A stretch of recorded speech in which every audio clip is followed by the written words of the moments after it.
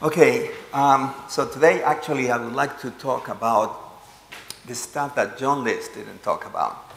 So when I was a postdoc, my boss came one day and said, "I'm sorry, your fellowship is over, you have to find a job." That doesn't happen anymore. But so I started looking for jobs, and I had an interview in this place that I really wanted. And so I gave a talk about how the heat shock genes were induced, and then I was going for dinner with the chair of the search committee, and she asked me, well, you know, all that is very good, but why is it that the whole genome gets turned off? And I had never thought about it. And so I didn't have an answer. And I said, why don't we just take me back to the hotel, because I don't think I'm going to get this job. And I didn't get it. And they went down the list, and they offered it to everybody except for me. So, since I'm getting old, I decided, okay, I have to figure this out because this person is still alive. And I want to send her a paper.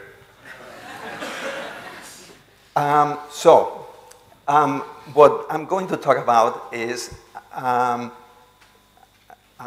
during the heat shock response, John talked about the fact that a set of genes are turned on, but most of the genome is repressed. So we thought that this would be a good system to look at changes in 3D architecture. So if the TAD organization is dynamic, there's a good chance that if it's going to change, it will change when you switch all the genes off and a few genes on. So before I go into that, I have to introduce you to architectural proteins in Drosophila. So as you can see here, mammals are not very exciting from the point of view of architectural proteins, but Drosophila is very complicated. It has millions of them. 13 that we and others have characterized, and we've put them together into this type of logic. So we call sites in the genome where architectural proteins bind. Architectural proteins are also insulated proteins. There are sites in the genome where you have one or two DNA-binding architectural proteins, for example, CTCF. TF3C is also an architectural protein in Drosophila, same as in yeast. And then these proteins recruit cohesin, condensin, and other Drosophila proteins that have weird names, and I won't emphasize them, CP190. And here, for example, is another site in the genome. It has a different architectural protein, but the same other proteins that interact with it. This is a third DNA binding insulated protein. So you find this throughout the genome, and we call them APBSs. And then in addition, we find combinations of 2, 3, or all. So here you have a highly occupied APBS. All the DNA binding proteins are there within a couple hundred bases, and they have this mess of other accessory proteins with them. Okay, so that during my talk, I will distinguish these sites have different properties depending on whether they are highly occupied, lowly occupied, or in between. So if they have low occupancy, there is normally between 1 and 4 proteins. If it's mid occupancy, it's between 5 and 8, and if they are highly occupied, between 9 and 15. So just keep that in mind. Now, if we do high C, and we do this in flies, and we use a Drosophila cell line that is called KC167, and we make heat maps like this, and we can see TADs. So, for example, this is a TAD. The white lines here is where the algorithm that we used to call the TADs, where it finds the TAD borders. So this is a TAD, this is another TAD, this is another TAD. So if we look at this border, this is what we find. Okay? All these proteins are located here. Now, this border, we say that the border is very strong because the interactions in this TAD are highly frequent within the TAD, and the same within this TAD. And there are very few interactions between the two TADs. The signal that you see here are interactions between the two TADs. But if you look in these other two TADs in here, you see many more interactions. So this border is not very strong.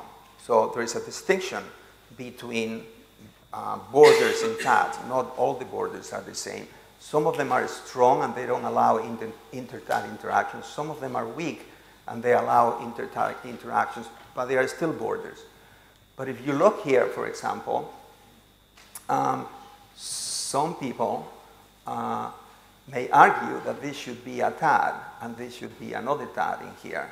But the problem is that there are so many inter-TAD interactions and the border is so weak that the algorithm doesn't call that a TAD. So it just ignores that, and some people call this sub-TADs. So to avoid this problem as to something is a TAD or not, depending on the threshold that one establishes to call TAD borders, I'm just going to try to refer to borders in general. So in principle, every single restriction fragment in the genome can be a border. If the border strength is 0, then it won't be a border. But if the border strength is above certain threshold, then it'll be called a TAD border. And there is a very good relationship between TAD border strength, which is here. This is the location of the TAD, or the borders, all the borders in the genome. And you can see if there is only one protein, then the border strength is low. And as you increase in the number of proteins present, the strength of the border goes up. And so somewhere above this strength, it would be called a TAD border. Below that strength, it gets ignored.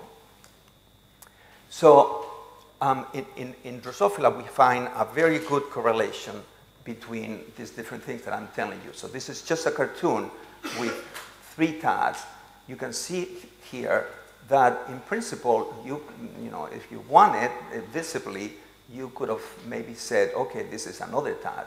But at this border, there's only 3 architectural proteins. So this border is not strong enough to be called a TAD. This one is a very strong border. It has high occupancy APBSs. This one, you see there are some interactions between the TADs. The border is not as strong. It has fewer proteins, okay? So with that in mind, now I want to discuss what happens during the heat shock response. So John mentioned this morning during the heat shock response in a very short period of time, and we used 20 minutes, all the genes in the genome are silenced, and a few genes are turned on. And how many depends on, you know, how much do you think that a gene should be turned on to decide that it's turned on? I hadn't heard John's recent results with the growth-seq. So in principle, I always say, you know, maybe 10 genes. Those are the classical heat shock genes that are turned on by a factor of at least, I don't know, 10 or something like that. Anyway, most genes are turned off. So here you have the high C map at normal temperature, and this is heat shock. So these are 2 heat maps that have been spliced through the diagonal. So what you can see the TAD structure in normal temperature, and you can see that after heat shock, there are many more long-range interactions, both around the borders and then very far away from the diagonal. So this corresponds to interactions between this side here and another side over here, so over many megabases. When we measure border strength, we do that by calculating the ratio between 7 restriction fragments on both sides of the border. So we calculate the border strength at a very local level. We are only taking into account interactions inter-TAD interactions that happen very close to the border, not taking into account all this. So in general, after heat shock, border strength decreases. The question is, why does it decrease? So you can see this at a genome-wide level. In here, we have mapped border strength at normal temperature, cells grown at normal temperature, border strength, cells heat shock. If all the points were in the diagonal, nothing would change. You can see that many points are below the diagonal, and the 2 broken red bars lines correspond to 1 standard deviation. The blue is the TAD borders that we find when we calculated TAD borders. The black is the rest of the restriction sites in the genome. You can see that most TAD border strength decreases, and that there are some fragments in the genome that were not TAD borders, and the strength increases. So what happens during heat shock, just to go into a few more details, is that if you represent the decay frequency, the contact frequency with respect to the distance, you can see that at short distances, the interactions in the red, which is heat shock, decrease with respect to normal cells. But at long distances, over 100 kb, the interactions increase. And the average size of a TAD in Drosophila is around 100 kb. So if you break this into TADs and non-TADs, you see that the interactions inside TADs decrease, but the interactions between TADs increase after heat shock. And this tells you the same thing. These are the interactions that are enriched in the 2 samples. Most heat shock enriched interactions are inter-TAD. Most interactions enriched at normal temperature are intra-TAD. So why is that? So the interactions that are happening in the nucleus after heat shock are being redistributed, and instead of being intra-TAD short-range interactions, they become inter-TAD long-range interactions. Normally, interactions within TADs are taking place between enhancers and promoters that are present inside that TAD. So that means that after heat shock, all those interactions that activate genes, interactions between enhancers and promoters, are disappearing. So that could be a consequence of transcription. So this is a screenshot of a region of the genome where you see the distribution of RNA polymerase. After heat shock, this is the distribution of RNA polymerase. So most RNA polymerase is gone both from promoters and from the coding regions of genes. If you treat now cells with triptolide or with flavopiridol to try to reproduce the silencing aspect of the heat shock response, you see that when you treat with flavopiridol, which inhibits elongation and it causes pausing, the polymerase stays at the promoters, but is not through the coding regions of the gene, as you would expect. And you can look at this type of graphs. I don't know if you can see it or not, but to see what is happening at the polymerase, how many reads of RNA polymerase there are, and how many sites before and after heat shock at promoters and enhancers. And triptolide has a much more dramatic effect because triptolide inhibits initiation and also causes degradation of POL2. So triptolide is very similar actually to what happens after heat shock. This is what happens after heat shock. So you could consider triptolide to cause a very similar response to the heat shock response in terms of transcription and the polymerase that is at genes. So if you do high C in cells that are treated with triptolide, you see a very similar thing to what happened during the heat shock response, in the sense that these long-range inter-TAD interactions go up. If you look at the effect on border strength, you can see that there is a slight effect on border strength. All the borders become weaker. It's not as strong as after heat shock, whether you use triptolide or whether you use flavopiridol. So it seems that at the level of the 3D arrangement of the chromatin, at this global level, eliminating transcription has a small effect that goes in the same direction as the heat shock response. So you could argue that maybe some of what is happening during the heat shock response is due to the fact that there is no transcription. If now we look at enhancer-promoter interactions specifically, those type of interactions, we see that whether we treat with triptolide or with flavopiridol, really those interactions don't change very much. Still, in control or triptolide treated, the number of promoter-promoter interactions, enhancer-enhancer interactions, or enhancer-promoter interactions are not dramatically different. Okay? So there seems to be a rearrangement. The polymerase leaves enhancers and promoters. There is a rearrangement in the interactions, but those interactions between enhancers and promoters don't change very much. So from this, we decided that maybe it was the architectural proteins that were playing a major role in this. So we did chip with all the architectural proteins. And I won't go in detail into this, but this explains, this type of graphs explain how they change. So for example, the red is heat shock. The dark red is what happens. The light red is a randomized case, and the blue is the control. So you can see for TF3C, for example, there's an increase in the there's a decrease in the number of sites in the genome, but those that stay have much more protein than the control. Essentially, most architectural proteins follow this with the exception of CapH2.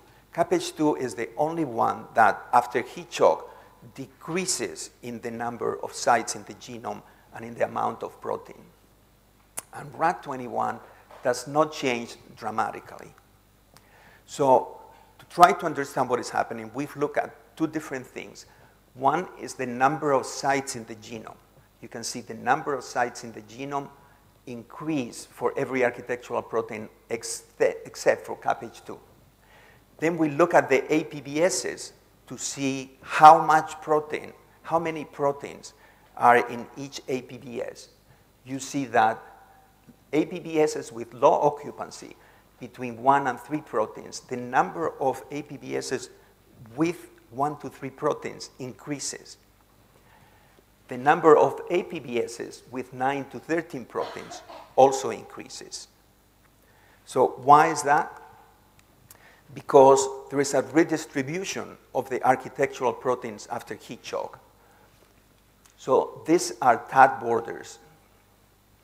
And this is the change in APBS occupancy. How many proteins are now present at the sites of architectural proteins in the genome? You can see that the number of highly occupied APBSs, which seem to be the ones that make the border, goes down. And instead of being at TAT borders, now they are inside TATs. And because the number goes down in here, then these sites now have lower number of proteins. And so the number of APBSs with low number of proteins, or with mid number of proteins, increases at TAT borders. So what I'm trying to say is that normally you have TATs with strong TAT borders. Those strong TAT borders are created by highly occupied APBSs. After heat shock, the architectural proteins move away from the TAT borders to inside TATs. As a consequence of that, the highly occupied APBSs at TAT borders, now they are not highly occupied. Instead, new sites inside TATs become highly occupied. Okay? And that explains why the borders become weaker. So what happens to enhancer-promoter interactions? What is the consequence of that? You can see that after heat shock, this is normal temperature, after heat shock, the number of enhancer-promoter interactions, promoter-promoter or enhancer-enhancer, goes up dramatically after heat shock. But those interactions are not taking over the normal distances. At normal temperature, enhancer-promoter interactions are over relatively short distances, up to a couple hundred kb. After heat shock, the interactions between enhancers and promoters are taking place over hundreds of kilobases. So that means that it's not the enhancer of gene A that is supposed to be activating gene A. after heat shock, the enhancer for gene A is touching the promoter of gene X that has nothing to do with it. Okay? If we look at what is mediating those interactions, 5 minutes? Before heat shock, all enhancer promoter interactions are mediated by APBSs with low occupancy. After heat shock, all enhancer promoter interactions are mediated by APBSs with high occupancy, the ones that form inside TADs. If we mutate CapH2, we see a decrease in border strength, small, and the same thing with Rad21. If we mutate Rad21 and heat shock the cells, now we see an increase in border strength. So Rad21, depletion of Rad21 suppresses the effect of heat shock. You can see this here when we compare border strength in normal cells with border strength in Rad21, normal cells heat shock, Rad21 heat shock depleted. You can see the border strength increases.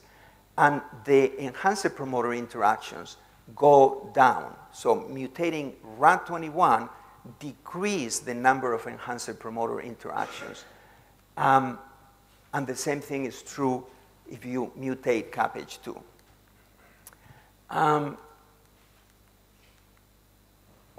Sorry. If now we mutate, we deplete the cells of Rad21 and we heat shock the cells, now the number of enhancer promoter interactions decreases again.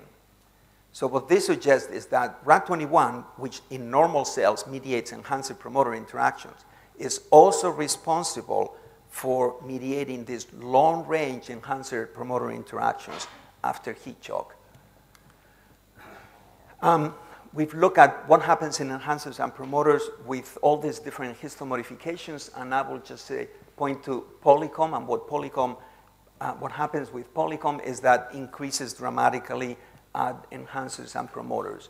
And the same is true with H3K27 trimethyl. You can see that the increase here, the number of sites and the amount of polycom at enhancers and promoters increases after heat shock. And if you look to see where it increases, this is centered on polycom sites.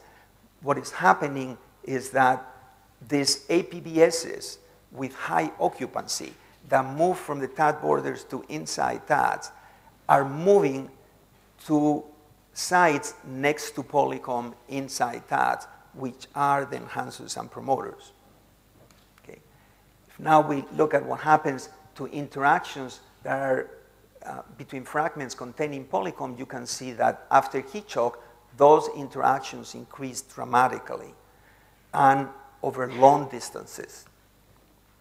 So for example, if we look at polycom-mediated enhancer interactions at normal temperature, there are very few. But in heat shock, they increase dramatically. Okay? So all this suggests to us that after heat shock, the enhancers and promoters of the genes that are going to be silenced recruit polycom, and that they are going to interact in the three-dimensional space. It's been suggested that polycom itself cannot bring things in the three-dimensional space, and it's architectural proteins that do that. So architectural proteins are rearranged from the TAD borders into the TAD, and that accomplishes two things. It weakens the TAD borders so to allow long-range inter-TAD interactions, and now those APBSs, architectural proteins, next to polycom and enhancers can bring those enhancers together over long distances. So if that is the case, then we expect to see polycom bodies, and we do see new polycom bodies, and this is very dramatic at the nucleolus. So this is the nucleolus of this cell. At normal temperature, there's no polycom bodies. At high temperature, after heat shock, there are polycom bodies. And we can confirm this by FISH. Before heat shock, these polycomb-containing sequences are separated.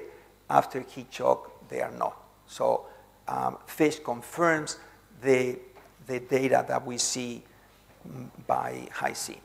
So I finish here. Let me just give you take-home message. TAD organization is dynamic, is controlled by architectural proteins. The cell can move architectural proteins from one place to another to alter border strength. And although the TAD may still be there, now you can have inter-TAD interactions. And the cell can do that for the very specific case, in this case, to silence the heat shock genes, the non-heat shock genes, because it's bringing polycomb to the enhancers and promoters of those genes. And now for proper silencing, they have to interact in the three-dimensional space. And this work was mostly done by Li, who's the bioinformatics guy, and Xiaowen Lu, and Kevin Van Bortel. Thank you.